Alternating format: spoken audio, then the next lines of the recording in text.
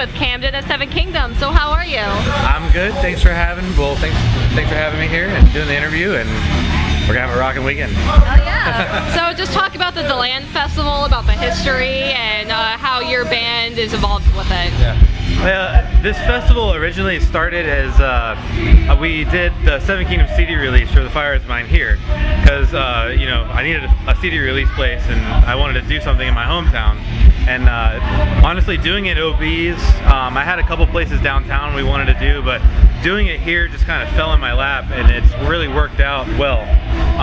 You know, they really enjoy all the people that we bring out to drink, you know, so we get a really good deal here, and it's just worked out really good, so we'll keep doing it until we can. Nice. Yep. So do you, I remember you were telling me before that you like to go all out when booking shows for the big festivals, so why is that? Well, I try to, you know, show the scene, at least the bands I'm able to book, that, you know, this is how an outdoor festival should run, you know, because I've dealt with a lot of promoters myself being in a band, and there's a lot of people that just maybe don't really see the, you know, as a promoter, they don't see the band's perspective. So I've been able to see the band's perspective and the promoter's perspective, so I can find a really good happy medium, and I think it really pays off because the bands really enjoy it. And I'm all up in every band's business, you know what I mean? So it's not like there's no communication problems usually. So I run my shows real tight, and it usually pays off pretty well. So.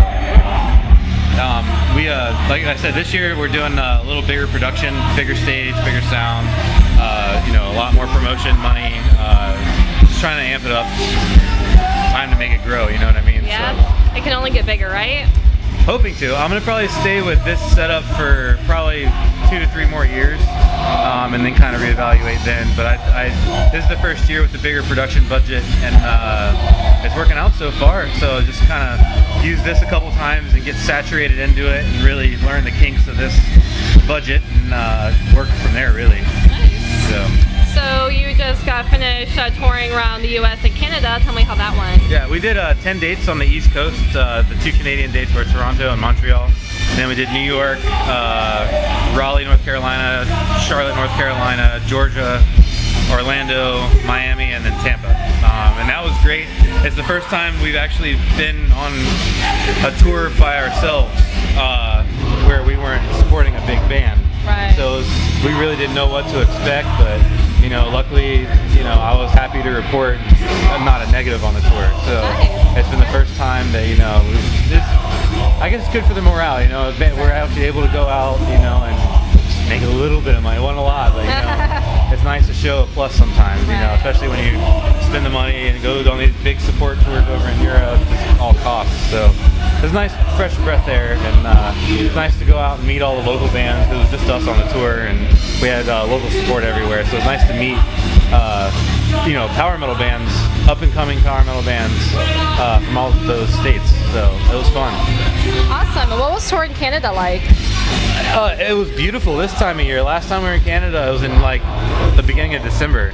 So it was snowy and cold, miserable, but this time, you know, the trees were green, the weather was great. I even sweat some. And yeah, it was just beautiful Canada. So I was happy with it. Wouldn't mind going back. Nice. And you said before that you have some touring plan next year. Is there any information you can give us on that? I don't have anything confirmed yet, but I know we're looking to go back to Europe next year and also do at least another East Coast run. Right. So, I mean, like I said, the plans are in the works. We will be going with another band, hopefully, but like I said, I just can't really stipulate anything else at this point in time. So what is it like being in Tampa, being around, well, you said your hometown is in DeLand, yeah, I live here. Okay, but you play a lot of shows over in Tampa. Yeah, I mean, for when we first started, it was actually, we couldn't really get booked in Orlando just because we had nothing to our name, you know, when we first started. So Tampa was the area that had the open arms for beginning bands. You know, we did a lot of shows, the Brass Mug, the Dungeon was actually the first Orlando gig we had. But you know, it's just Tampa's good. It's definitely a little bit different than Orlando.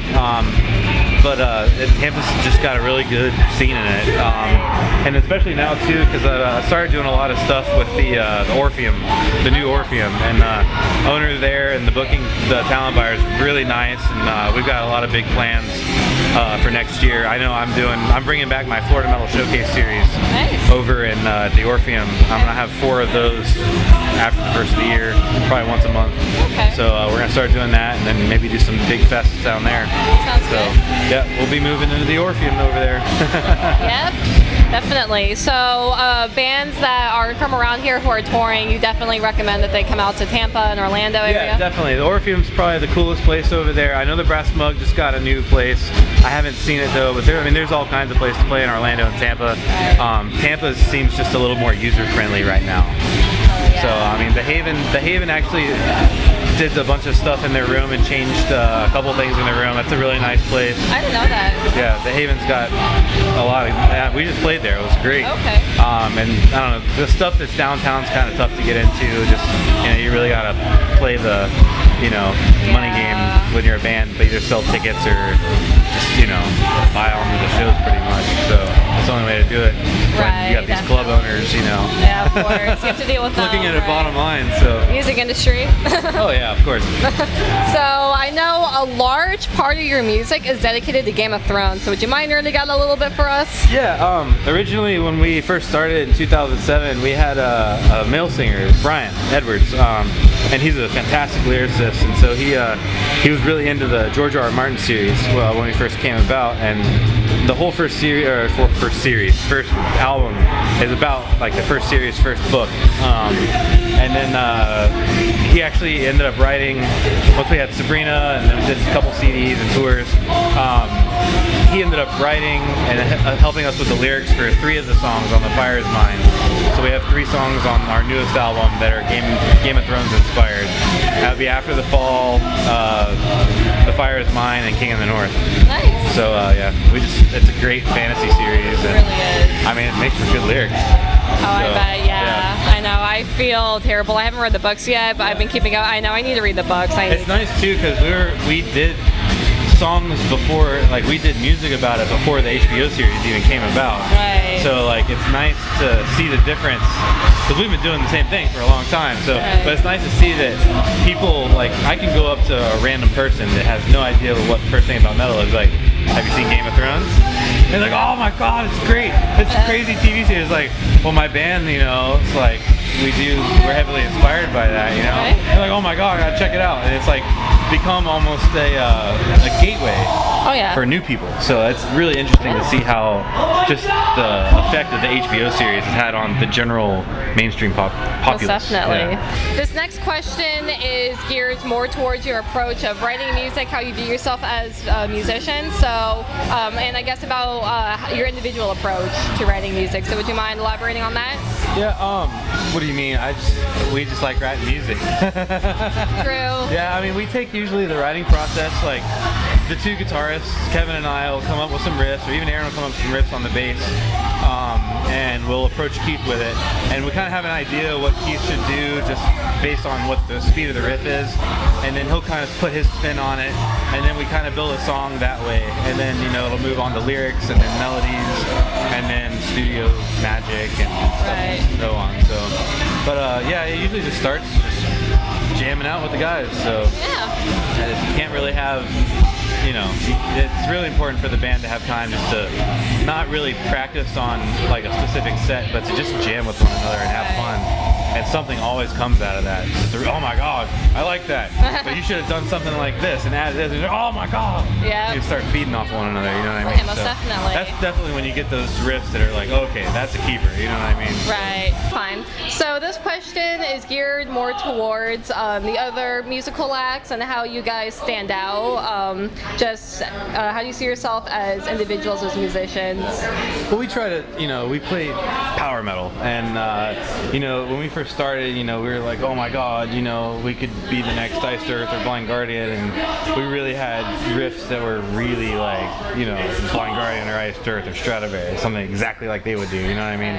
Which isn't a bad thing, if you're into that kind of thing, but I think over time, especially as we've had the same lineup for now it'll go on 2 albums. When you have a specific lineup that sticks well together, it changes your sound into something that's more you. Right. So like I said, I was telling you earlier, we got about 4 songs started for the new one, and just the riffs themselves, it's like as soon as you hear it, be like, that's Seven Kingdoms.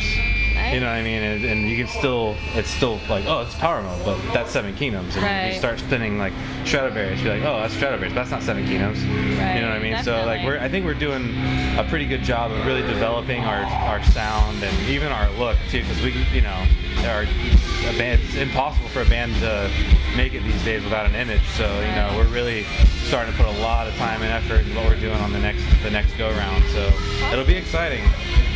Come out swinging like we always do. Oh, yeah. Awesome. And when should your fans be expecting new music? I personally don't really plan on going to the studio anytime before 2015, because I'm really trying to tour as much as I can next year, and it's really important for us to get back over to Europe at least one more time before we do the next record. And like I said, I mean, if something drastic happens, then we'll record sooner. But now we're planning sometime 2015 to record, so somewhere around then. No, and I've been noticing you guys have been making a lot of progress. I mean, I've known about your band since I was in high school, and definitely since then you made a lot of progress. So do you truly believe that hard work pays off? It has to. I mean, I always tell people I'll stop when we stop moving forward. Right. And that's my goal, but we haven't stopped moving forward yet. So it's a lot of work, but you know, I'd rather put this much work into something than read a bunch of books and become a doctor, you know what I mean? Right. It's just something that's part of me now. It's ingrained in it, so here till I die. Awesome. And so here's the last question. Do you have a message for the fans? Thank you for coming out and supporting the festival. Wouldn't be here without you, and thank you for supporting my band. And we hope to see you at the shows. All right, everybody, that was Seven Kingdoms. Like Camden said, they have a lot of really awesome tours coming up, so definitely keep out the lookout for them and stay metal. And thank you to the Age of Metal. And yes, the Age of Metal. Thank you, Miguel. You're awesome. To